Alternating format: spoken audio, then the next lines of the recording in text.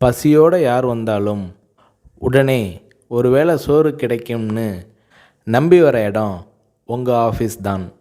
பசி பட்டினின்னு கிடந்து வந்த ஆள் இதை பண்ணுறாருனா சரி. நீங்கள் வசதியான வீட்டில் வளர்ந்து வந்தவர். இந்த பழக்கம் எப்படி உங்களுக்கு வந்தது என்று விஜயகாந்த் அவர்களிடம் ஒரு முறை கேட்டபோது அதற்கு விஜயகாந்த் அவர்கள், அதுக்கு காரணம் எங்கள் ரைஸ் மில். மதுரை மில்லில் நான் இருந்தப்போ வேலையாட்களை கவனிப்பேன். ஒரு தூக்கு சட்டியில் சோறு இருக்கும். மதியம் பாதியை சாப்பிட்டு விட்டு மறுபடியும் வேலைக்கு போயிடுவாங்க.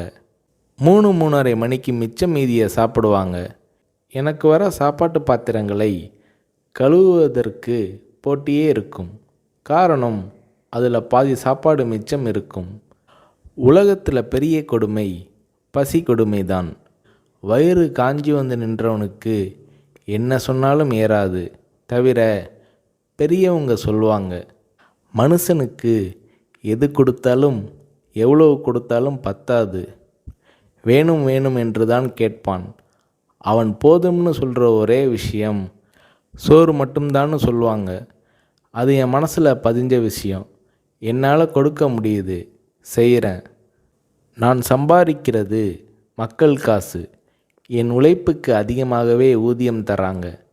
அதில் ஒரு பகுதியை படிப்பு அது இதுன்னு அவங்க உதவிக்காக செலவழிக்கிறது என்னோட பொறுப்பு என்கிறார் விஜயகாந்த்.